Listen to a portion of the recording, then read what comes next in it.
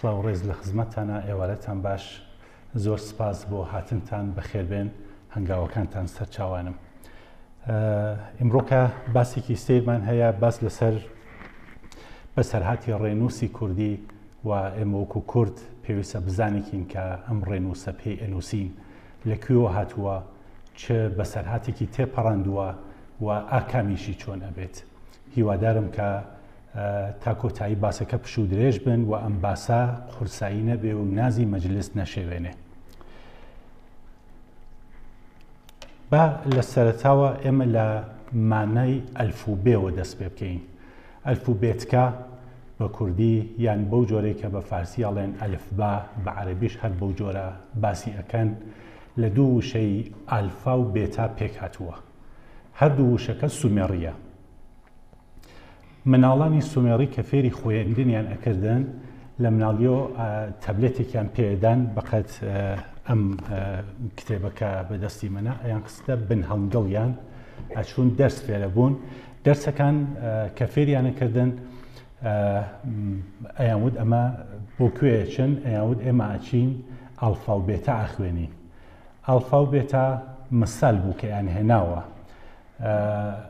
وەک چۆن ئێمە هەمانە کە ئاڵێن بێ وەکو باوە، دێ وەکو دایە، ئەوانەیەوت ئا وەکو ئەڵفا، ئەڵفا یعنی گامێش، بێ وەکو بێتا، بێتا یعنی ماڵ.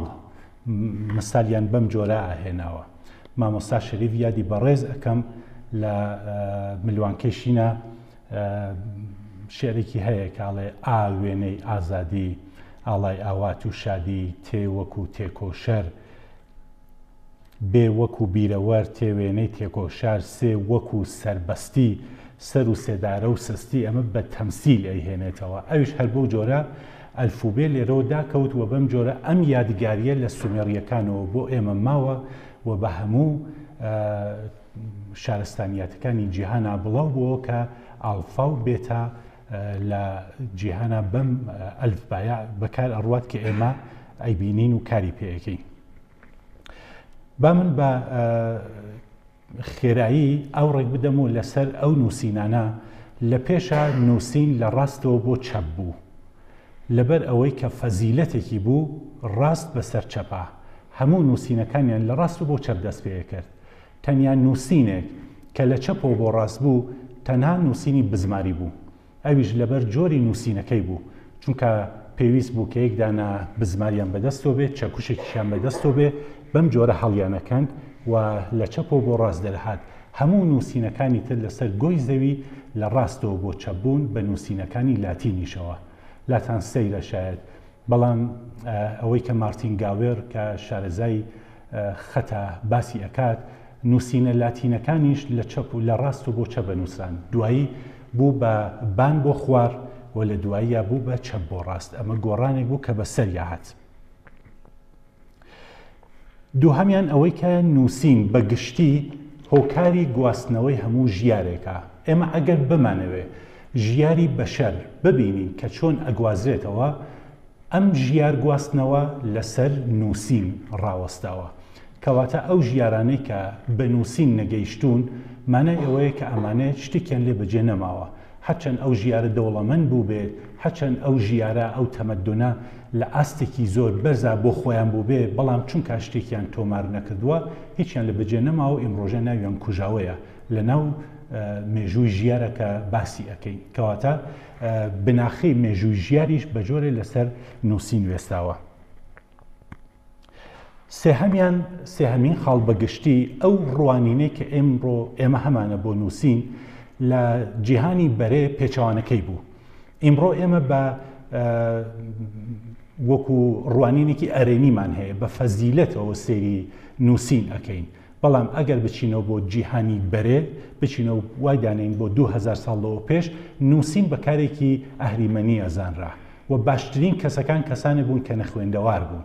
ئەوە بوو کە زۆر جار ئەوانەی کە خوێندەوار بوون هەوڵیان ئەدا کە خوێندەواری خۆیان بشارنەوە، دەری نەخەن و لە ناو ژیارەکانە لە ناو کۆمەڵگاکانە بەدەگمەن پێشەهات کە کەسانێک خوێندەوار بن بتوانن بنووسن یا شتێک تۆمار بکەن.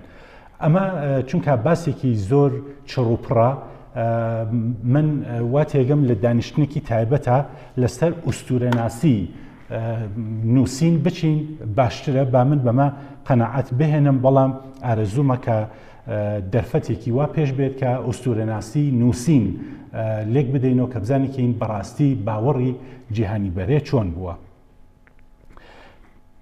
و ئاخرین باسێکە لەم ڕوانینە گشتیە هەمانە ئەوەیە کە شوناس و هویەتی هەر نەتەوەیەک لەسەر نووسین وێستاوە. ئێمە وەکو کورد ئەگەر بمانەوێت کە ناوێکمان ببێت لە جیهانە لە ژیاری جیهانیە ئێمە هیچ ڕێگەیەکمان نییە مەگەر لەوەی کە ئەم ژیارەمان لەسەر نووسیندا بمەزرێنین. ئەویش نووسین بە زمانی کوردی بە ڕێنووسی ڕەوانی کوردی. ئەمە هۆکاری مانەوەمانە بێت بۆ هەزارەکانی دواتریش. کەواتە بەو جۆرێک ئێمە سەیری ژیارەکانی پێشووەکەین بە نووسین ناوی ئەوانە ماوەتۆ یەک زەمان کەسانێک لە هەزارەی دواترە دێن وە باسی ئێمەکەن. ئەو گلەیەکی ئێمە یکەین لە باپیر و داپیرانمان ئەڵێن شتێکیان بۆ ئێمە بەجێنەهێشت لەوانەیە خۆشمان یەک زەمان ببین بە هەدەفێک بۆ ئەم تیر و چوانجە کە ئەمەش هیچیان نەنووسی. کەواتە ژیاری ئێمە لە ئاکامە هەر لەسەر ئەمە وێستاوە. با بێمە سەر ئەلفوبێی کوردی کە باسی سەرەکیمانە. سێ جۆر ئەلفوبێ بۆ نووسینی کوردی هەیە. یەکەمیان ئەلفوبێی سریلیکە.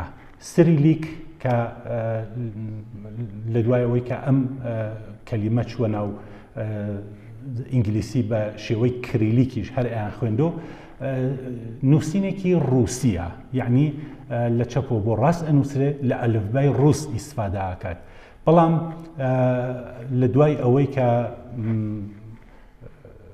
ئەو جەماهیری شۆڕەوی یا ئەو وڵاتە کۆماریەکانی سۆڤێتی جاران هەڵوەشاوە وردە وردە ئەم جۆر نووسینەیش بۆ کوردەکان ئیتر کاڵ بووەوە. بەڵام تابەر لەوە زۆربەی نووسینەکان لە کوردانی ئەرمەنستان ئەو کوردانە کە هەوڵێکیان بوو لە قرقیزستان و کامانە هەموو ئەنفالکرا بوون، یعنی دوورخراوەی کوردانی ئارتساغ بوون کە گوازرانەوە بۆ تورکمەنستان و قرقیزستان، ئەوانش هەر بە شێوەی کریلیک ئەنووسی، بەڵامیتە وردە کاڵ بووەوە. ئیمڕۆژە ئەو کەسانەی کە بیانەوێت لە مێژووی ژیاری کورد بکۆڵنەوە ناسینی ئەم ئەلفبایە لەو بارەوە گرنگە کە ئەتوانێت زۆربەی ئەو نووسراوانەی ئەو سەردەما بە تایبەت کەسانی وەکو پرۆفسۆر قەنات کوردو بۆ ئێمە پیشان بدا و لێ بکۆڵنەوە بزانن ئەمە چییە. دوو دانە نووسینی تر، یەکیان ئارامیە کە کوردانی ڕۆژهەڵات و باشوور بەکاریەبان و یەکیان لاتینیە کە کوردانی باکوور و ڕۆژاوا ئیمڕۆ بەکاریەهێنن. ئەلفوبێی ئارامی من لەسەر ئەم دوودانە ئەلفوبەیە ڕۆمۆ بەسەرهاتی ئەم دوودانە ئەلفوبەیە ئەگێڕمەوە. ئارامی بزانین بۆچی پێی ئەڵێن ئارامی. ئارامیەکان خۆیان گەلێک بوون لە مێزۆپۆتامیا ئەژیان. ئەم گەلە هەر لە بناخەوە گەورەترین کارێکە کردیان ئەوە بوو کە هەمویان فێری نووسین بوون، وەکو کاتب وەکو بنووس لە هەمووی ژیارەکانە بڵاوەیان پێکرد و هەموو ئەیانزانی کە یعنی ئەچوونە ناو ژیارەکان و کاری کتابەتی ئەم تەمەدونانیان بە ئەستۆ ئەگرت. ئارامیەکان لە باری ڕەگەزیەوە لەسەر ڕەگەزی سامی حامیم، کەواتە لە ڕیزی هندو ئوروپایی ئەژمار ناکرێن. ئەو ئەلفوبێتکەی کە بەکاریانێنا بۆ نووسین لە سەرەتاوە 22 دانە پیتی بوو، یعنی تەواوی ئەلفوبێتکەی ئارامی بەپێی ئەو جۆرەی کە فریدریش یوهانس لێکی داوەتەوە لە 22 دانە پیت زیاتری نەبووە. لە دوایە عەرەبەکان هاتن کەوتنە ئەوەی کە ئەمانیش بۆ خۆیان ئەلفوبێی خۆیاندا بمەزرێنن. نزیکترین ئەلفوبێتکە کە دۆزیانەوە هەر ئەلفوبێتکەی ئارامی بوو. ئەم ئەلفوبێتکیان بە خزمەت گرت، وەلی دیان کە ئەلفوبێتکەکە بۆ زۆرێک لە وشەکانی ئەوان بەکار نایەت. مەجبور بوون کە نەشتەرگەریەکی لەسەر ئەنجام بدەن. هاتن هەژماری پیتەکانیان گەیاندە 28. لە 22 بوو بە 28 پیت، کەواتە 6 پیتیان پێزیا کرد. ئەم کارە هیچ هەڵوێستێکی سیاسی نەبوو، بەڵکو نیازێک بوو بۆ ئەوی کە بزانێکن ئەم ئەلفوبەیە چۆن بتوانن وشەکانی خۆیان ینی پێ بنووسن. پاش هاتنی ئیسلام ئەم ئەلفوبێتکەیە کە ئیتر بە عەرەبی ناسرا لە مەودووە بەڵام لەسەر ڕێچکەی ئارامی بوو بڵاو بووە بە هەموو شوێنەکانە بە کوردستانیشەوە و لەگەڵ ئاینی ئیسلام ئەمە بڵاوی پێکرا و چونکە قورئانی پیرۆز بەمە نووسرا بوو وەکو ئەلفوبێتکەیەکی پیرۆز ناویانە بێت کەواتە ئەلفوبێی عەرەبی لە بەرچاوی زۆرێک لە باپیران و داپیرانی ئێمە وەکو ئەلفوبەیەکی پیرۆز ئەناسرا. مانای ئەم قسە ئەوەیە کە ئەو ئەلفوبەیانەی کە بەر لە عەرەبی بۆ نووسین بەکارهاتن ئەمانە ئیتر لاچوون چکە ئەیاوت ئەمە هینی دینە لادەرەکانن.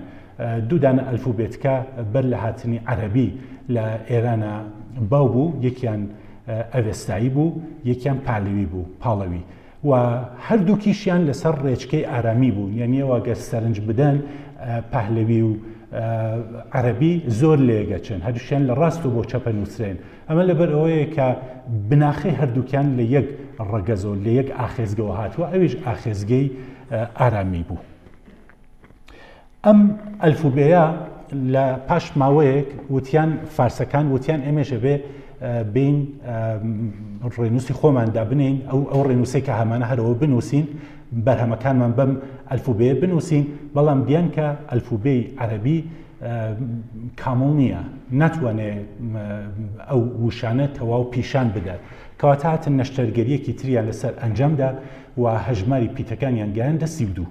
هەر بۆ جۆرێک کە کاری عەرەبەکان هیچ گۆنا کارێکی سیاسی نەبووە، بەو جۆرە کاری فارسەکانیش کارێکی سیاسی نەبووە، بەڵکو ئەمە پێداویستیەک بوو، ئەمە سازگاریەک بوو لەبەر ئەوەی کە ئەم نەشتەرگەریە ئەتوانێت ئەو ئەلفوبەیە ئامادەتر بکات بۆ نووسینی زمانی فارسی. کەواتە ئەو چواردانە پیتە یعنی پێ چێ ژێگێ ئەمانیان بە پیتی عەرەبی زیا کرد و بەکاریان هێنا بۆ نووسینی هەموو بابەتەکان، یعنی لە پاشان هاتن جوگرافیان پێنووسی، مێژوو، تەفسیری قورئان، دەقی عیرفانی، فەلسەفە، هەسارەناسی، ئەمانە هەمووی هەر بەو ئەلفبەیە نووسرا، کەواتە لەسەر ئاخێزگەیەکی ئارامیەوە ئابەم جۆرە ئەم نەشتەرگەریە بۆ ئەلفوبەیە کرا. بۆ جاری سێهەم نۆبەی کورد هات، کوردەکانیش وتیان ئێمە ئەبێ بنووسین، هەتاوەکو بەر لە چاپی ڕۆژنامەی کوردستان کە من زیاتر ئەمە ئەناسێنم، هەتاوەکو بەر لە چاپی ڕۆژنامەی کوردستان کە بنەماڵەی زۆر زۆر بەڕێزی بەدرخانیەکان لە شاری قاهیرەیە کە مینجار لە چاپیاندا، بەو جۆرە خوێندەواری لە کوردستانە گشتگیر نەبووە، بۆ لە حوجرەکانە بووە، زۆربەی سەوادەکان سەوادێکی قورئانی بوون، زۆربەی ئەو شاعرانەی ئێمە پێگەیشتووی حوجرە و خانەقاکان بوون، لەوێ فێری خوێندەواری بوون و ناو بەناو ئاهاتن شێعری خۆشیان ئەنووسی، بەڵام هەتاوەکو ئەگاتە هەزارەی یعنی کۆتاییەکانی هەزارەی یەکەمی کۆچی هەموو نووسراوەکانی کورد بە زمانی فارسی و عەرەبی بووە، یعنی کورد بە زمانی خۆی نەینووسیوە. ئێمە ئەگەر لە سێ کەس وەکو مەلا عەلی باتەیی، وەکو مەلا پەریشانی لۆڕ، وەکو باوەتایری هەمەدانی لەمانە تێپەڕێین، ئەو ئەدەبیاتە بەندیوارێشی کە یارسانەکان بوویان ئێمە ئیتر شتێکی کەمان نەبوو بە زمانی کوردی، کەواتە ئەو زمانە کوردیە لە پاش هاتنی میر شەرەفخانی بەڕێزەوە دەستی پێکرد، بەڵام دیسان وەکو گشتگیریەک ئەگە بڵێن نووسینی کوردی گشتگیر بوو بێت، ئەمە کارەکە لە سەدەی 19هەمە ئەم گشتگیریە دەستی پێکرد. ئەم جار کورد تازە بەوە گەی کە ئەم ئەلفوبەیە کامڵ نییە، ئێمە پێویستە نەشتەرگەریەکی لەسەر ئەنجام بدەین، هاتن ئەو نەشتەرگەریان لەسەر ئەنجامدا و ئەلفوبەی کوردی ئیمڕۆ لەدایک بوو. ئەم ئەلفوبەیە هەر بەو جۆرەی کە کاری عەرەبەکان سیاسی نەبووە، هەر بەو جۆرەی کە کاری فارسەکان سیاسی نەبووە، هەر بەو جۆرەی کە ئەم دوودانە نەتەوە بە پێداویستی زەمان ئەم کارەیان کرد، کاری کوردەکانیش پێداویستێکی زەمان بوو تەواو. ئەوەی کە ئەم جەماعەتێک لەم سەڵتەنەت خوازانە هاتوون هەر لە پەساڵێن ئەم نووسینە ڕێنووسێکی سیاسیە بۆ خۆجیاکردنەوەیە وانە. ئێمە بێت تێبگەین تۆ ئەگەر بتەوێت کەلیمەی گۆڕان بنووسی و جیای بکەیتەوە لەگەڵ کەلیمەی گۆران، ناچاری کە ئەو ڕێیە جیاوازیەکی پێ بدەیت، چکە ئەمە جیاوازیەکی هەیە لەگەڵ ڕێی چکولە، ئەو ڕێقەڵەوە تۆ باڵەیەکی بۆکەی بەمە جیایەکەیتەوە، ئەمە جیاوازی نووسینە.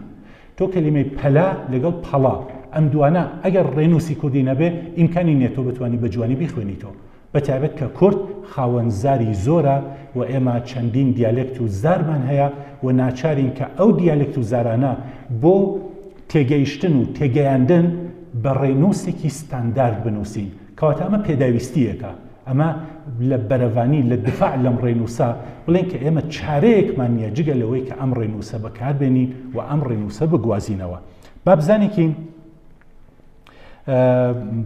گرفتەکانی ڕێنووسی ئارامی چ بوو و کورد بۆچی تاویدا ئەم نەشتەرگەریە کە بیکا لەسەر ڕێنووس هەرچەندە مێژووی نووسین بە ڕێنووسی ئارامی 2000ێکی تێپەڕاندووە و ئەم ڕێنووسە خەزێنەیەکی دەوڵەمەندی لە کتێبی فارسی و عەرەبی و کوردیش هەیە لە دوایە ئۆردو و تورکی و ئەمانیشی پێزیاکرا بەڵام ئێمە ئەبینین لە چەند شوێنێکە هەر ئاریشەی هەیە بۆ نووسینی کوردی بۆ نمونە ئەم ئاریشانە ئەم کێشانە سیر بکەن ئێمە جاری وا هەیە یەک دەنگ یەک واج چەند پیتی هەیە وەکو زێ واژێکە دەنگێک ئێمە بەکارێنین بەڵام ئەبینین چوار دانە پیت بۆ زێ بەکارڕوات یەکیان ڕێزەیە یەکیان دالزالە یەکیان سەدزادە یەکیان تازایە بۆ سێ یەک دانە واجە سێ بەڵام سێ دانە پیتی هەیە سێ دانە حرفی هەیە لە نووسینی کوردیە لە نووسینی عەرەبی و فارسیە کە کورد بەکاری نابە یەکیان سینە یەکیان سێ نقطە یەکیان سادە بۆ تێ دوو دانە ئەمانە گرفتە ئێمە ئەبێت بتوانین خۆمان لەم گرفتە ڕزگار بکەین وەختێک کە دەنگێک من لە زمانی کوردیان نیمە وەکو تێ ئێمە تاهیر وەکو عەرەبەکان خۆ بێژەی ناکەین ئێمە ناڵێن تاهیر ئێمە ناڵێن تاهیر بە تێی دوو نوقتە بێژەیەکەین ئەم تێ دەستەدارە لە لای من چی ئەکات مەگەر ئەوەی کە سەرمان لێ بشێوێنێ کەواتە ناچارین ئێمە بتوانین شتێک دروست بکەین کە سازگار بێت لەگەڵ بێژەی کوردیە ئەمە کێشەی یەکەم کێشەی دووهەم ئەوەیە کە یەک پیت چەند دەنگی هەیە لەوەی پێشوای یەک دەنگ چەند پیتی بوو ئیستا یەک پیت چەند دەنگی هەیە وەکو پیتی وێ بۆ دەبلیو بەکارە مەسەن وەکو نەوەد ئەوەی تر دەبلیوە ئۆ تۆ لە فارسیە زێنتان بۆ کوردی نەچێ بە فارسی لە بەرچاوی بگرن ئێمە ئەڵێن تۆ ئەو تۆی هەر بە واو ئەینووسین بەڵام ئۆ ئەخوێنەوەتر لێرە دەبلیو نیە یا ئوو وەکو زور شارە زور ئەوەتە ئووە واوی جووتە بەڵام هەر بە واو ئەنووسرێت یا ئەو وەکو لە فارسیە وەکو گەوهەر ئەو ئەمە ئەبینین کە چوار دانە دەنگە بە یەک پیتە نووسێ ئەمە کێشەیە یێ وەکو یار لێرەیە سامتە نەبزوێنە بەڵام کاڵێ شیر لەویایە بزوێنە ئەمە یەک دانە حرفە بەڵام بۆ دوو دانە دەنگ بەکارە ڕوات ئەمە ئاریشەیەکە ئەمە فێرکردنی ئەم شتە بە مناڵەکانمان زۆر ئەستەمیە زۆر دەنگ و دەنگیلە ئەسڵ نانووسرێن ئێمە ئەگەر بمانەوێت بۆ نمونە بنووسین نەجمە ئەگەر بە فارسی بینووسین نەجمان لەسەر نونەکە دانەیەک سەرە هەیە سەرە یان فەتحە ئەو نانووسرێت ئەمە کێشەیەکە لە زۆر وشەدا چەند پیتێک ئەنووسێن بەڵام ناخوێندرێنەوە وەکو عەبدوڕەحمان ئەو ئەلف و لامە هیچ کەسێک نییە نە لە عەرەبیە نە لە فارسیە نە لە کوردیە بیخوێنێتەوە بەڵام ئەو ئەلفە و ئەو لامە هەیە تۆ ئەوێ بینووسی محکومین بنووسین بەڵام ناخوێندرێتەوە عەبدوڕەحمان باسەکەی ئەمە چۆمە ئاریشەیە ئەمە کێشەیە چەند دەنگێک کە تایبەت بە زمانی کوردین ئەم دەنگانە هیچ گۆنە نیشانەیەکی لەو ئەلفوبەیان نییە وەکو ڕێ قەڵەو وەکو لای قەڵەو وەکو ڤێ ئەو ڤێی کە سێ نقطەی لەبانە ئەمانە هیچ گۆنە نمایندەیەکی لەو ئەلفوبەیان نییە ئەم لە حەڵکایە کە کورد شەو ڕۆژ ئەمانە بەکارێنێ لە بێژە و لە تەلەفوزی ئەمانە بەکارێنێ بەڵام هیچ نوێنەرێک لەناو ئەو ڕێنووسیان نییە کە بتوانێت ئەمانە پیشان بدە و ئاخرین ئاریشە ئەوەیە کە زۆرێک لەم ناوانە کە ئێمە هەمانە چەند شێوازی نووسینی هەیە تۆ کەلیمەی لەیلا هەم بە لەیلا بە ئەلفە نووسرێ هەم بە ئەلفی مەقسوورە لەیلی ئەنووسێ وەلی لەیلا ئەخوێنرێتەوە موسی ئەنووسیت موسا ئەخوێنیتەوە جاری وهەیە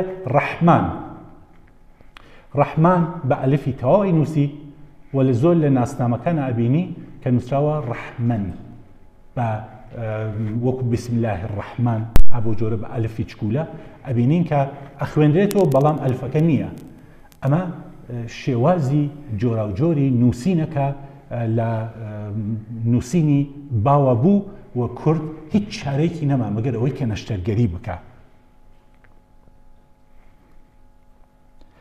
ئێستا بزانێکین ئەم دڵسۆزانەی زمانی کوردی چۆن توانیان ئەمە چارەسەر بکەن. مامۆستا بلەت شێرکۆ ئەڵێ کە کورد بەر لە ئیسلام ڕێنووسێکی تایبەتی بووە بە ناوی ماسی سۆراتی. هەمووی ئەم کەسانە کە باسی ئەم ڕێنووساکەن سەرچاوەکان یەک دانە کتێبە بە ناوی شەوق المستەهام في معرفة رموز الأقلام. ئەم کتێبە کە لە ساڵی 241 کۆچی واتە 856 زاینی نووسراوە ئەحمەد بن ئەبوبەکر بن وەحشیەی نەبەتی کەلدانی نووسیوێتی بەس لەم ڕێنووساکات و لە کتێبەکەی خۆیان کە ئیسە لە بەردەستە ئەڵێ کوردەکان ئەم ڕێنووسە تایبەتیان هەیە ئەمەش ئەلفباکەیەتی ئەلفباکە پیشانەیەت کە هەر پیتێک مەسەن لە بەرابەر حەیە چییە لە بەرابەر کێیە چییە لە بەرابەر لێیە چی بووە هەمووی پیشان ئەدات ئەو وەختێڵێ من خۆم ئەم ڕێنووسە 30 دانە کتێبم لە کتێبخانەکانی بەغایە دیوە لەسەر ئەم ڕێنووسەکە نووسراون و دوو کتێب لەمانم کردووە بە زمانی عەرەبی بۆی کە کەوتیان بەبێ کە لەسەر وەرزێڕی و لەسەر ئاودێری بووە بۆ جۆرەی کە باسیەکە ئەگەر ئەمە ڕاست بێ چونکە مشتومڕ لەسەر ئەم ئیدعایە زۆرە و منیش لەسەری ناچم بەڵام ئەگەر ئەمە ڕاست بێت پیشانی ئەدات کە کوردەکان زۆر زووتر لەوەی کە ئێمە بیری لێکەینەوە بە ژیارێکی دەوڵەمەند گەیشتون کتێبخانەی دەوڵەمەندیان بووە و ئەو کتێبخانە وەرگەڕاوە ئەو زۆربەی ئەو کتێبانە بە زمانەکانی تر وەرگەڕاوە ئەمە بۆتە هەوێنێک کە زۆر لە کەسان لە سەردەمی ئێمەیە هاتوون ئەم شتیان لە پەسەلی کۆڵیونەوە بەڵام دیارەکە ئەو ڕێنووسا هەرچی بێت ئیمڕۆژە ئیتر ئێمە پچراوین و هیچ گۆنە پەیوەندیەکمان لەگەڵ ئەو ڕێنووسە نییە ئەو ڕێنووسە لەبەر ئەوە کە ئیتر کتێبێکی پێنانووسێت کتێبێکی نووسراوە نییە لە بەردەستە ئەوەشی کە ئیبنی وەحشیە باسی ئەکات ئەسڵی دەقەکەی لە بەردەستی ئەمەیان نییە و کەمێک ئەستەمە نازانم کێشە زۆر لەسەری هەیە بەرحەڵ مامۆستا بلەت شێرکۆ باسی ئەکا مامۆستا حوسەین حوزنی و گیو مکوریانی هەردوو بە ڕێزیان لەسەر ئەم ئەلفوبێتکە دیسان پێداگرن کە هەیە و ئەڵێن کورد لە 2800 ساڵ بەر لە زاینەوە ئەم ئەلفوبەی بەکارهێناوە ئەگەر ڕاست بێت ئەمە زۆر شتەکان ئەگۆڕێت مامۆستا هۆگر تاهر تۆفیق کتێبێکی نووسیوە بە ناوی ئەلفباء الکوردیە بە عەرەبی لە بەیروت لە چاپیداوە ئەو بە وردی لەسەر ئەم ڕێنووسە هاتووە و باسی کردووە بە سەرهاتیی گێڕاوەتەوە کە من ئەمانم لە ئەو بەڕێزەوە گێڕاوە هەروەها مامۆستا محەممەد مەلاکەریمیش هەر باسی ئەم ڕێنووسا کات کەیتر داستانێکی جیایە لە ژمارەی یەکەمی گۆڤاری کۆڕی زانیاری کووردا بە نەقل لە قەنات کوردوو باسەکرێت کە ئێزدیەکانیش ڕێنووسێکی تایبەتی خۆیانیان هەیە کتێبی مۆسحەفا ڕەش لەسەر ئەم ڕێنووسە نووسراوە لە مێژووی وێژەی کووردا هەر بەو جۆرە باسی ڕێنووسی ماسی سوراتی کراوە کە کارمان نییە ئێستا بینە سەر ڕێنووسی کۆنی کوردی ئەم ڕێنووسە کۆنا ئەوەی کە کێشەکانیمان باس کرد چۆن گوازراوە بوو بە ڕێنووسی کوردی سەردەم یەکەمین جار لەکوێوە دەستی پێکرد لە 22 نیسانی 1898ەوە هەتا 1902 زاینی مامۆستا میقداد میدحەت بەدرخان و براچکۆلەکەی کە عەبدوڕەحمان بەدرخان بوو لە قاهیرەدا 31 ژمارەی ڕۆژنامەی کوردستانیان لە چاپدا ئەمە ڕۆژنامەی کوردستانە یەکجێ لە چاپدراوە هەموو ژمارەکانی ئەم ڕۆژنامە کە لە چاپدرا ئەمە بۆ نمونە یەکێک لە لاپەڕەکانیەتی. ئەم ڕۆژنامە یەکەمین ڕۆژنامەی کورد بوو کە لە شاری قاهیرە لەلایەنی بەدرخانیەکان و لە چاپدرا. من ئاماژەیەکی کورد بکەم هەرچەند کە حیفە بە ئاماژەیەکی کورد، بەڵام لەبەر کاتەکە چارە نییە. کورد زۆر قەدر زانی بنەماڵەی بەدرخانیەکان ئەبێ ببێت. ئێمە هەموو منەتباری ئەوانەی بنەماڵەی بەدرخانیەکان ئاخرین میرەماڵێکی بۆتان بوون کە عوسمانیەکان وە لە پاشان ئاتاتۆرک هاتن و ئەمانیان لەبین برد. ئەم میرەماڵە ئەیانتوانی بەو هەموو سەروەتەوە کە بوویان بتوانن ژیانێکی باش بۆ خۆیان و نەوە و نەتیجە و نەبیرە و نەدیدەیشیان دەسەبەر بکەن لە خۆشترین وڵاتانی جیهانە. بەڵام هەمووی ژیانیان بە عەوداڵی و بە ئاوارەیی بردەسەر، هەولیان فقط ئەوە بوو کە بتوانن خزمەتێک بکەن بە کورد. یەکەمین هەنگاو کە نایان میر جەلادەت بەدرخان ئەم ڕۆژنامەی دەرکرد کە بۆ یەکەمین جار لە قاهیرە لە چاپیدا. بەڵام لە چەند شوێنی تر دیسان لە چاپدرا ئەم ڕۆژنامە، یعنی تەنیا قاهیرە نەبوو، یعنی ڕۆژنامەکەش بۆ خۆیان هەر ئاوارە و ئەوداڵی شاران بوو. لە قاهیرە، لە ژنێڤ، لە بەرلین، لە بڕۆکسل، ئەلمانە، لە لەندەن لە چاپ دراوە تا لە نەهایەتە لە ساڵی 1902 ئاخرین شمارە، یعنی 31مین شمارەی ئەم ڕۆژنامە بەڕێزە لە چاپدرا و ئیتر کوژاوە. بەڵام ڕێچکەیەکی وای دانا کە هەتایە ئەوەی کورد بێت ئەبێ خۆی بە قەدرزان و خۆی بە منەتباری ئەم میرەماڵە بەڕێزە بزانێت. بۆ یەکەمین جار لەم ڕۆژنامەیە بوو کە هاتن نووسیان هەر لەو ڕێنووسە باوەی زمانی کوردی کەڵکیان وەرگرت ئەو کات بوو و تێگەیشتن کە ڕێنووسی کوردی کێشەی ئێجگار زۆرە. وە خۆیان یەکەمین جار هاتن ئەو ئەیش کە هەیە بەکارە ڕوا وەکو مەساڵەی باشە باش ئەو ئەی کۆتاییە ئالێەوە دەستیان پێکرد. ئەمە یەکەمین بڵێسە بوو بۆ نەشەرگەری لەسەر ڕێنووسی کوردی کە دەست پێکرا. زۆر لە نووسەران و دڵسۆزانی زمانی کوردی پاش دەرچوونی ئەم ڕۆژنامە هەستیان بە گۆڕانێک کرد کە وتیان ئەبێ کورد ڕێنووسەکەی خۆی جیا بکاتەوە، چارەیەک نەبوو. و یەکەمین کەس کە هەنگاوی کردەیی بۆ ئەم کارە هەڵنا مامۆستا خەلیل خەیاڵی موتکی بوو. لە ساڵی 1876 زاینی لەدایک بوو هەتا ساڵی 1926 ژیاوە. ئێمە زۆر زانیاریمان لەسەر کاک خەلیل خەیاڵی کەمە، بەڵام ئەوانەی کە لە بەردەسایە ئەزانین کە خەڵکی موتکی سەر بە شاری ئامەد بووە لە باکووری کوردستان، لە شاگردانی مامۆستا سەعید نۆرسی بووە کە بەداخۆ ئێمە لای خۆمانە هەر بە نەوڕەسی ناویێبێنەوەشە هەڵەیە نۆرس، خەڵکی دێهاتی نۆرس بووە نسبەت بۆ پێڵێن نۆرسی. مامۆستا سەعید نۆرسی مامۆستای بووە.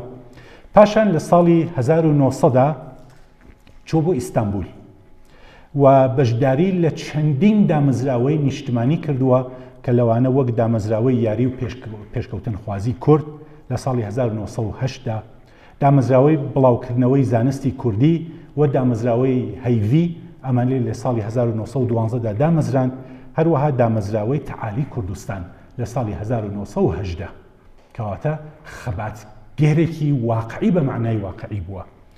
یەکەمین مەدرسەی کوردی بۆ مناڵەکان لە ساڵی 1910 لە ئیستانبول دامەزراندووە. مامۆستا خەیاڵی لە پاڵ هەموو کارەکانیە قاموسێکیشی بە زمانی کوردی نووسیوە، هەر بەناوی قاموسی کوردی، و لە گۆڤاری کووردا کە گۆڤارێک بوو دەرەچوو لە ئیستانبول زۆر باسی کوردی ڕۆژەف کرد، هێنایە باسێکی ڕۆژەف کە نەکوژێتەوە.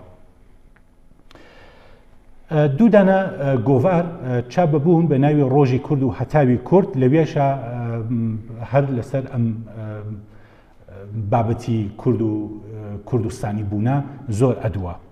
ئەم ڕۆناکبیرە لە ساڵی 1990دا کتێبێکی لەسەر ئەلفوبێتکەی نوێی کوردی نووسی بە ناوی ئەلفبای کورمانجی لە 27 لاپەڕەدا و بەمە مامۆستا خەلیل خەیاڵی موتکی بوو بە یەکەمین دامەزنێرەری ڕسمی و فەرمی ئەلفوبێی کوردی نوێ. ئەم کتێبە لە ساڵی 1994دا بۆ دووهەمین جار لە ئیستانبول لە چاپ دراوە. ئەم کتێبێش بە سەرهاتێکی سەیری بووە. ئینسان کە بیری لە یەکاتۆ بڕاستی سەیرە.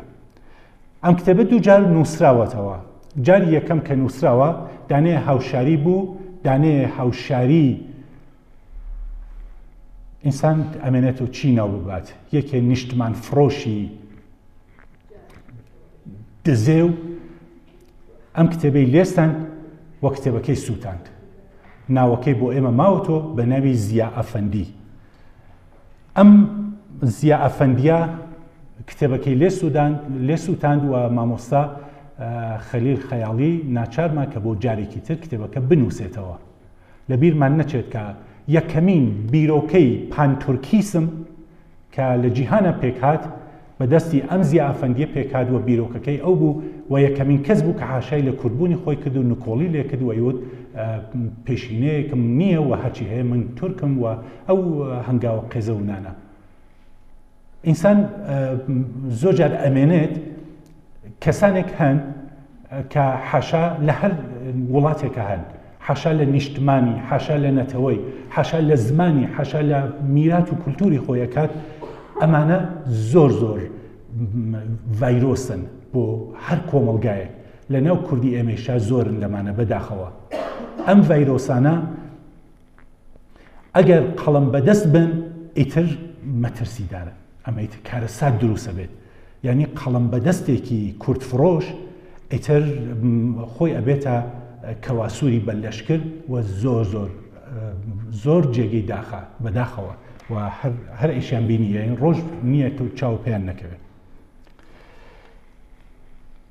ئێستا با بێنەوە سەر باسەکەی خۆمان نابێت چاوەڕێ بین ئەو ئەلفوبێیی کە کاک خەلیل خەیاڵی موتکی دایمەزران ئەلفوبەیەکی کاموو بێ هەر بەو جۆرەی کە ئێمە باسیەکەین. ئێمە ئەڵێن کاک خەلیل یەکەمین هەنگاوینا، کەواتە لە ئەلفوبێتکەی کاک خەلیلە ئێمە بینی ئیسێش هەر دالزال هەیە، ساد و زات هەیە، تای دەستەدار هەیە، سێ نوقتە هەیە. کەواتە ڕوانینمان وەک ڕوانینێکی ئیمڕۆیی نەبێ، بەڵکو ئەو تەنیا چەند پیتێکی پێزیا کرد کە پێویستە ئەمانە بێتە ناو ڕێنووسی کوردیەوە. کاری ئەو لەو بارەوە کارستان بوو کە یەکەمین یعنی جەسارەتی نا کە یەکەمین هەنگاوەکان هەڵبنێ.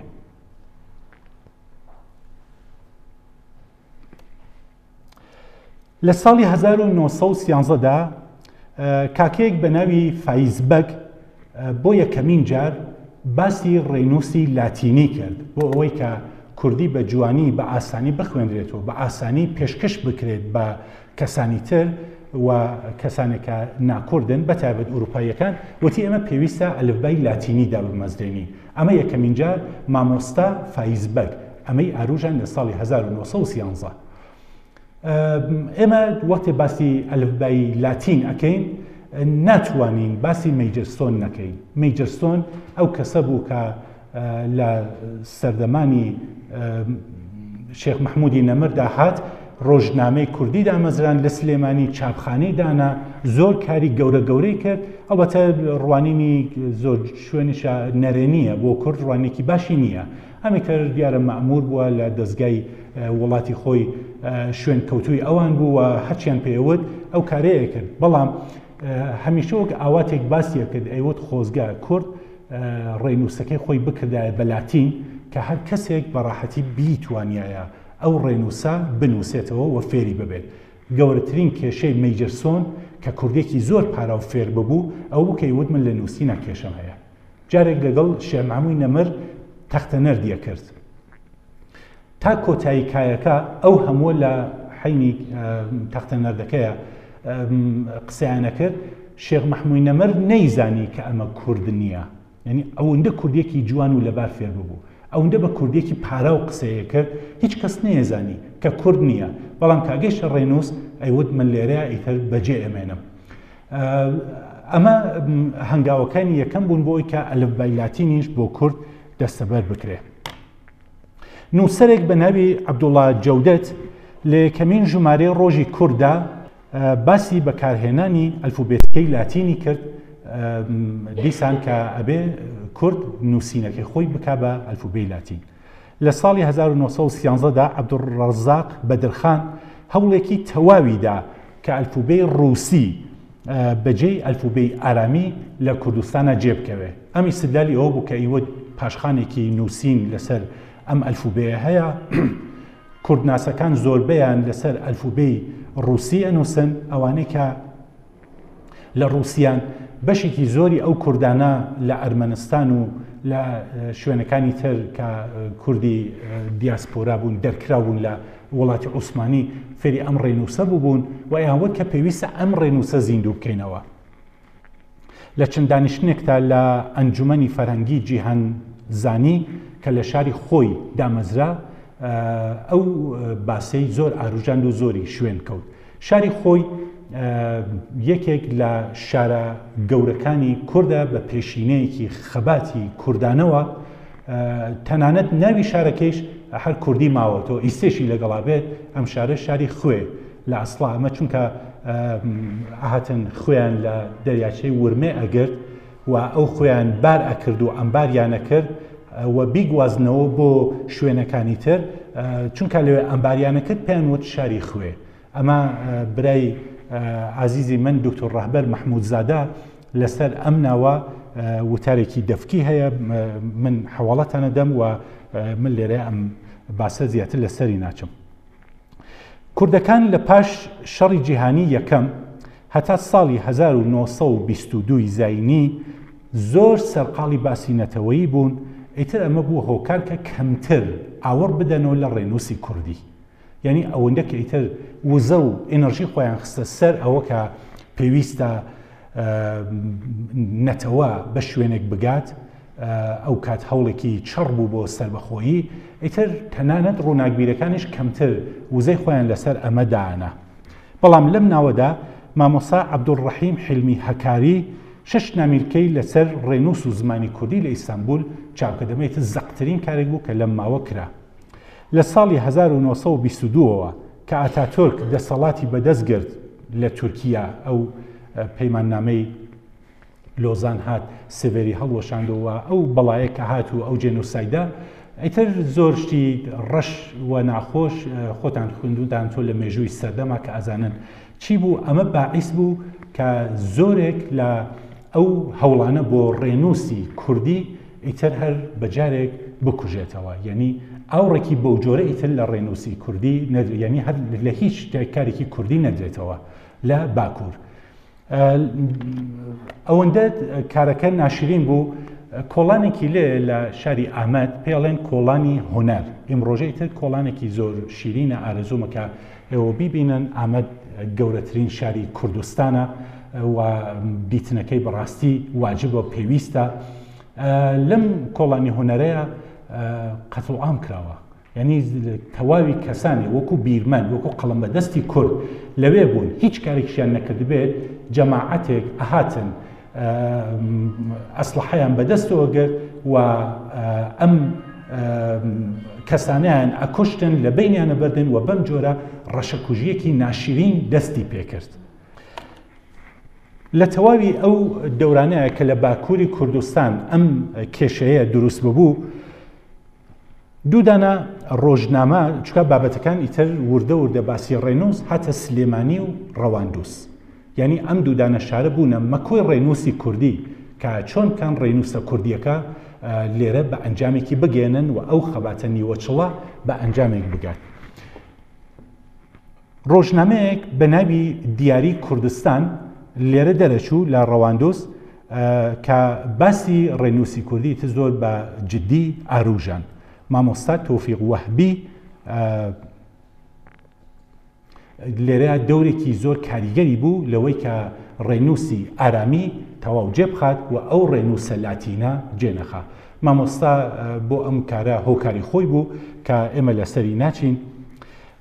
مامۆستا ئیسماعیل حەقی شاوەیس بۆ یەکەمین جار باسی کرد وتی ئێمە چەند پیتێکمان هەیە لە زمانی کوردیە، ئەم پیتانە لە نووسینە هەیە بەڵام کەس بێژەی ناکات، بەکار ناڕوات، پێویستە ئێمە ئەمە بسڕینەوە وەکو تێی دەستەدار، وەکو ساد، وەکو سێ نقطە، وەکو دالزالەکان دالزال، وەکو سادزاد تازە، ئەمانە قوتی با لایبەری و پەسەند کرا، دین کە هۆکار پاساوەکەی زۆر جوانە لۆجیکاڵە پەسەند کرا. گۆڤاری دیاری کوردستان لەو کاتەدا بەجددی لە گۆڕانی ڕێنووسی کوردی ئەکۆڵیەوە، بەڵام تەنیا نەبوو، چونکە گۆڤاری زاری کرمانجی کە حوسێن حوزنی موکوریانی لە ڕەواندز لە ساڵانی 1926 تا 32 دەریە کرد، تەواوی وتارەکانی بە کوردی چاپە کرد، باسی ڕێنووسی ئارامیان گەیاندە ئەو کەماڵەکەیتە ئیمڕۆژە لە بەردەستی ئێمەیە. یعنی وردەوردە ئێمابینی لە ساڵی 32 ئەم ڕێنووسە چوارچێوەی خۆیگرێ، یا بە قەولی کوردی خۆمان ئەڵێ ئەمەیەت. لەم ماوەیە کە باسی ڕێنووسی ئارامی بوو، باسی ڕێنووسی لاتینی نەکوژاوە، ناوبەناو نووسەرانیش هەر باسی ڕێنووسی لاتینیان ئەکرد و زۆر جاریش هەر پێداگریان ئەکرد، ئەمانەش هەر دڵسۆزانی نیشتمان بوون، هەموو کورد پەروەر بوون و پاساوی ئەمانەوە بوو کە یانوت ئێمە زیاتر و زووتر ئەتوانین تێکەڵ بە ڕۆتی جیهانی بین و کورد جیهانیتر ببێت.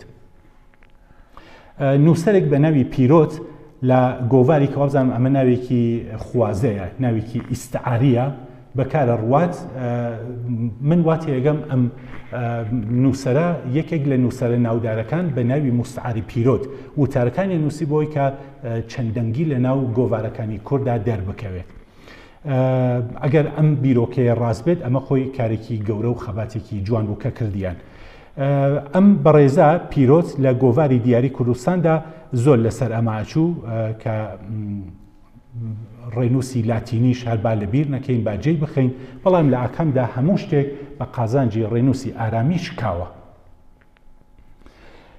هەرچەندە کەسانێکی وەک فایزبەگ، عەبدوڵڵا جەودەر، مەیجەرستۆن، پیرۆت، شوکری فەزلی و کەسانی تر لەسەر ئەم ڕێنووسە لاتینە زۆر ئەڕۆشتن و پیتەکانیان دائەنا، بەڵام میرجەلادەت بەدرخان یەکەمین کەس بوو کە شەرەفی دانانی ئەم ڕێنووسەی وەچنکێنا، لەبەر ئەوەی کە گۆڤارێکی دانا بە ناوی هاوار. هاوار گۆڤارێک بوو کە لە شاری دیمەشق دەریە کرد. لەم گۆڤارەیە هەوڵی ئەوە بوو کە بتوانێت ئەلفوبێی لاتینی بۆ کوردەکان جێبخات. ئەیانزانی کە ئەگەر کورد پاشخانێکی ئەو ئەلفوبێی بێ یەک زەمان هەر بەکاری دێ، دروستە لە باکوورە بەر ڕەشەکوژی کەوتن، بەڵام ئەیانوت کە لە دمێشقا ئەو دەرفەتە درا بابی قۆزنەوە کەڵکی لێ بگرن. ئەم گۆڤارە هەموو بابەتێک لە شێعرەوە، لە پەخشانەوە، لە بەسەرات، لە مێژوو، لە مەتەڵ، لە مەسەل، لە هەموو شتێکی لە چاپەدات بۆی کە بڵێن ئەم گۆڤارە ئامادەیە بۆ هەموو بابەتەکان کە کوردی لاتینی پێچاپ بکرێت. و چونکە کوردی لاتینی لەم گۆڤارەیە بۆ باسێکی ڕۆژەف لە زۆر شوێنە ئەبینین کە ئەلفوبێی لاتینی لە چەند شوێنێکە بە ئەلفوبێی هاوار ئەناسرێت لە لای کوردەکانە، مەبەستەوەی کە لە گۆڤاری هاوارەوە ئەمە زڕا.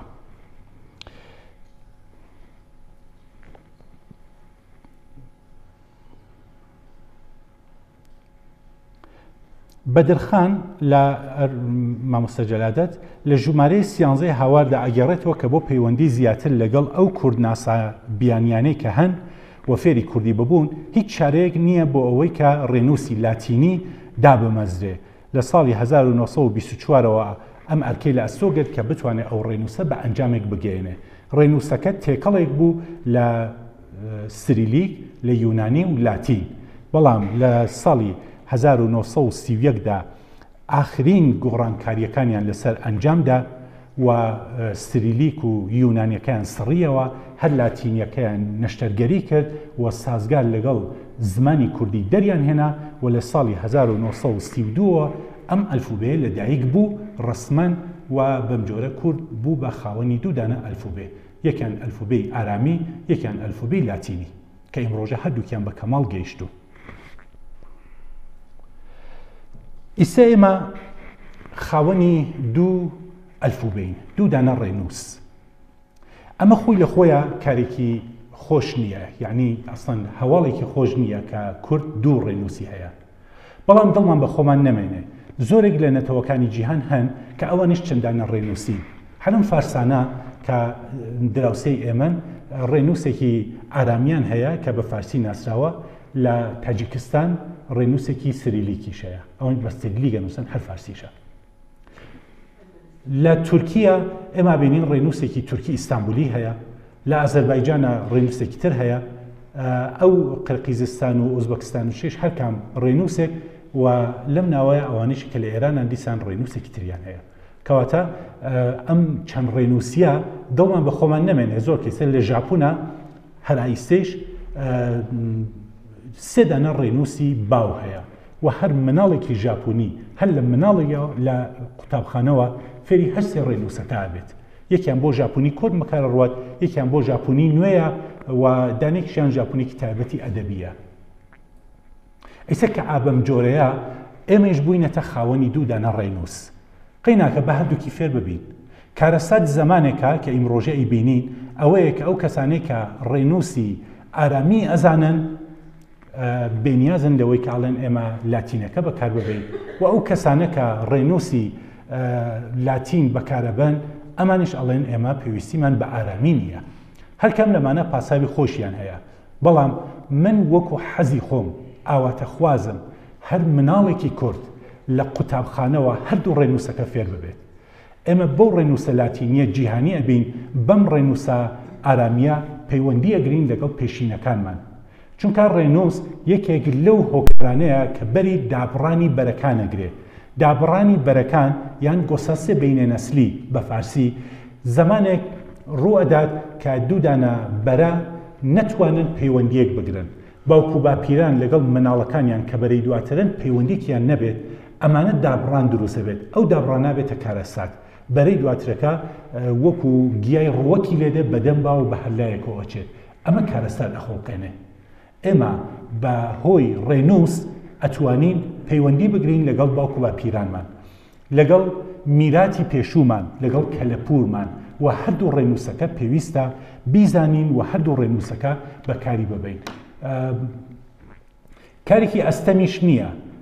لەمە کارەسات بارتر زمانێکە کە کورد ئەسڵەن نەزانێت بە هیچ ڕێنووسێک بنووسێت. ئەمە بەداخۆ ئەم تراژیدیایە لە زۆرێک لە ئێمە، یعنی بە ملیۆنان کورد ئیمڕۆژە هەن کوردن لەوانەیە بە کوردبوونی خۆشیان شانازی بکەن، بەڵام ناتوانن ناوی خۆشیان بە کوردی بنووسن. ئەمە کارەساتە.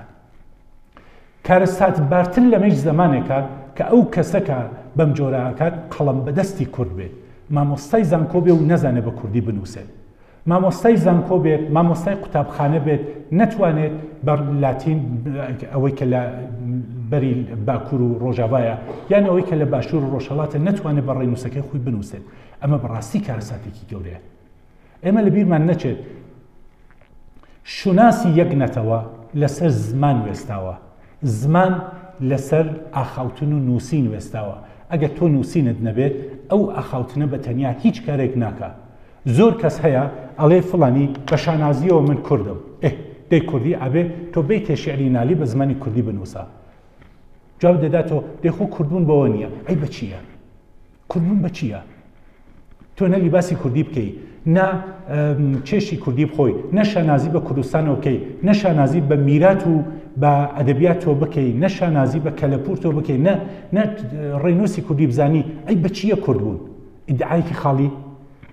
ئەبێ ئەم ناوە پڕ ناوەرۆک بێت و ئێمە خۆمانی کە ناوەرۆک ئەدەین بەو ناوە کە ئەڵێن کوردین و ئەو ناوەرۆکدانە یعنی نووسین بە زمانی کوردی. بامە بێمە سەر کۆتایی باسەکەم بە کورتی چەند خەڵ ئاماژە پێ بکەم. دەستکاریکردنی ڕێنووسی کوردی وەک هەر ڕێنووسێکی تر ئاساییە، ئەمە شتێکی سیر نییە.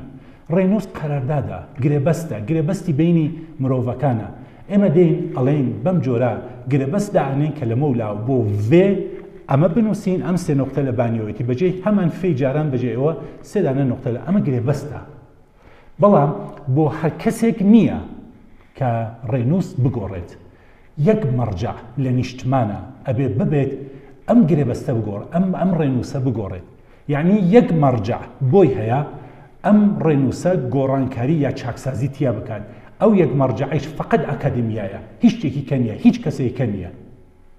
بەداخۆ ئیمڕۆژە لە باشوور زۆر جار ئەبینین کە جاروبار بەعزە قسەیەک دێت سەر لە ئانارشیزم ئەدات، یعنی سەر لە بشێویەک ئەدات خەریکە سەر لە هەمومان ئەشێون، ئەمە زۆر مەترسیدارە. هەر لە خۆ تەرەف هاتوو بە سەلیقەی خۆی ئەڵێ من وریا ئەنووسم، ئەنووسێ وریا لە ئەوڵۆ بە واوی بەڵام بە واوی جووتەی نووسێ دوو دانە واوی بۆ کات کەس تێ ناگات ئەمە بوو ئەمە تو بۆ هاکەی. ئەگەر قەرارە تۆ وریا بنووسی بە یەک واوە تاو هەموو کوردستان ئەوەی بە ڕێنووسی ئارامی نووسێ وریا بە واو ئەنووسێت، ئەوەی کە ڕێنووسی لاتینە وریا بە دەبلیو ئەنووسێت تاو پێویست ناکە ئەو واوە جووتە لەکوێوە هێنی.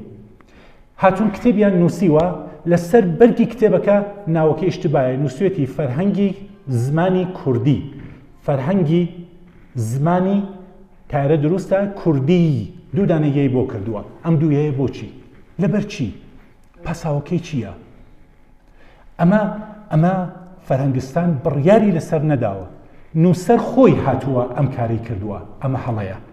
من لە برای ئازیزم دکتۆر جعفەر شێخولئیسلامی کە مامۆستایە لە کارلێتۆنی کەنەدا قسەیەک ئەگێڕمەوە کە باس ئەکات، ئەڵێ من لەگەڵ زۆرێک هەر کام لە ئێمەش تەنانەت لەگەڵ زۆرێک لەم نووسینانە ممکنە تێبینیمان ببێت، بەڵام بۆمان نییە ئێمە تێبینیەکانی خۆمان ڕاحەت بێنینە سەر کاغز و بیگۆڕین.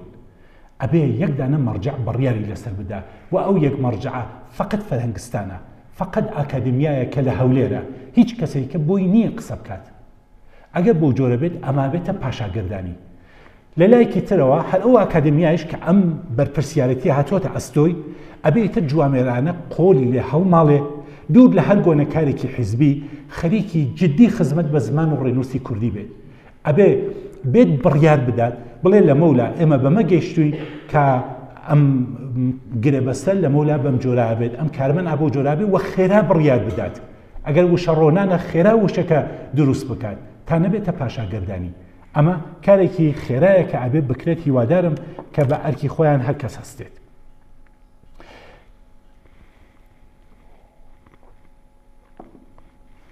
دوو هەمیان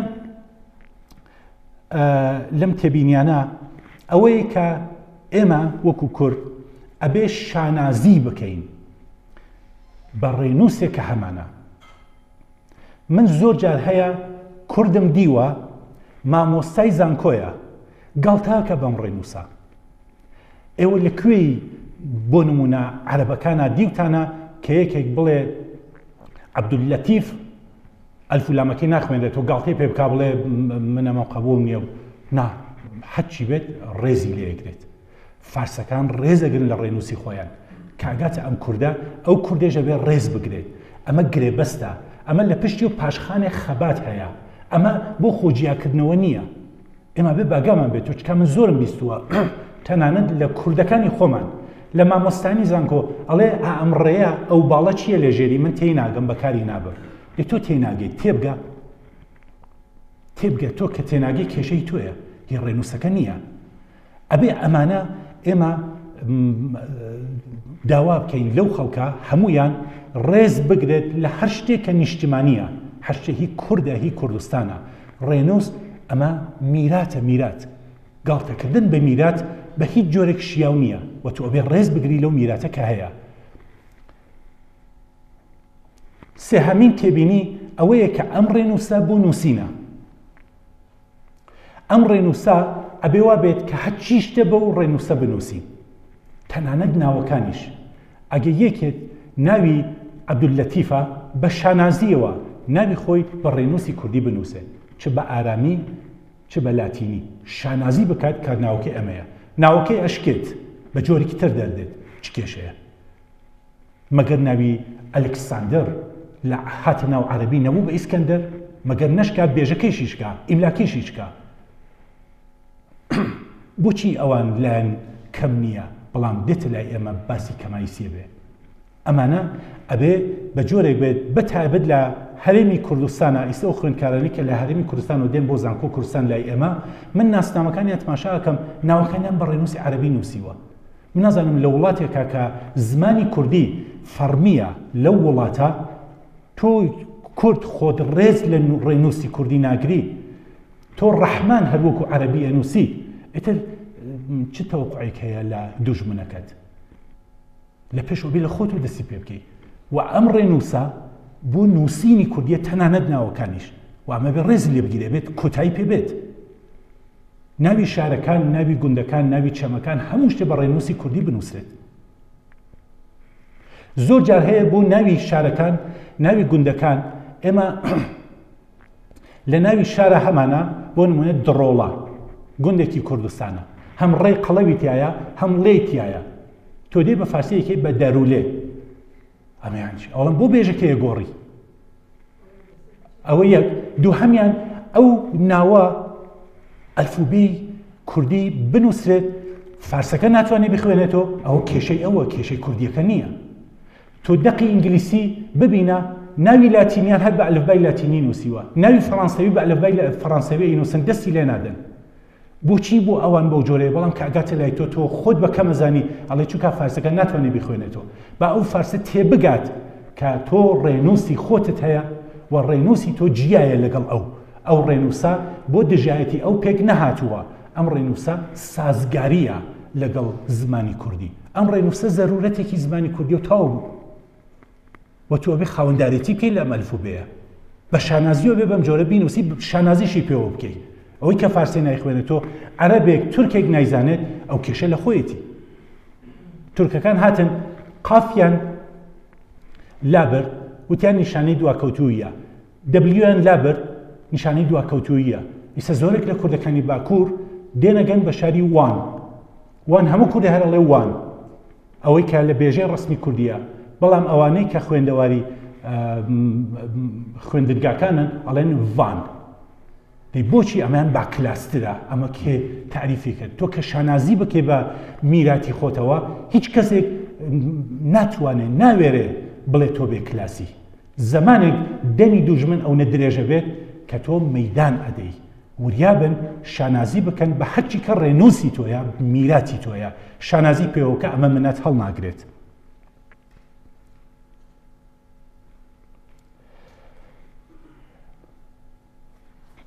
من لە کۆتایی باسەکەمە یەک دانە باسی کورد بهێنم و بەمە کۆتایی باسەکەم هێنم ئەم باسە لە ناو ڕووسەکانی شایەک زەمان بوو لە سەدەی هەژدەهەمەوە هەتا گەیشتە سەدەی نۆزدە ئەم سەدە سەدەیەک بوو کە زمانی فەڕەنسەوی نفوزی کردووە ناو ڕووسی نەتەنیا زمانی فەڕەنسەوی بەڵکو خۆراکی فەڕەنسەوی بەڵکو ئەسەن زمانی دەربار بوو بە زمانی فەڕەنسەوی ئێوە ئەگەر بێن زۆرێک لە ڕۆمان نووسانی ئەو سەردەم وەکو داستایڤسکی سیر بکەن ئەمانە تەنانەت لە چەندانە کتێبێکا کە بۆ نمونە کتێبی گەوچ یان کتێبی ئەبلە کە ئیترمە شخصیترین ڕۆمانی داستایڤسکیە لەمەیە زۆرجار سڵاو و چاکچۆنیەکان ئەبینن کە بە زمانی فەڕەنسەویە ئەمە پیشانی ئەدا کە زمانی فەڕەنسەوی یەک زەمان هاتە ناو جەلب و هەناوی هەر ڕووسێکەوە شانازیان کرد بە فەڕەنسەوی نزیک بن هەتا وەکو بیرمەندانی ڕووس قۆلیان لێ هەڵماڵی وتیان هەرچی هی ڕووسیە بێت بۆ ئێمە جێگەی شانازیە ئێمە شانازی ئەەکەین بە هەر شتێک هینی ڕووسیە بێت و ئەم شانازیە بگوازینەوە بەنەوەکانی دواترمان لەم سوورەتەیە کە ڕووسیا ئەتوانێت سەری بەرز بکاتەوە لە کاتێکۆ کە ئەمە قەومە ئەبینین کە ڕووسیا چۆن بەرز بووە و لە سەدەی بیستەما بوو بە زلهێزێکی جیهانی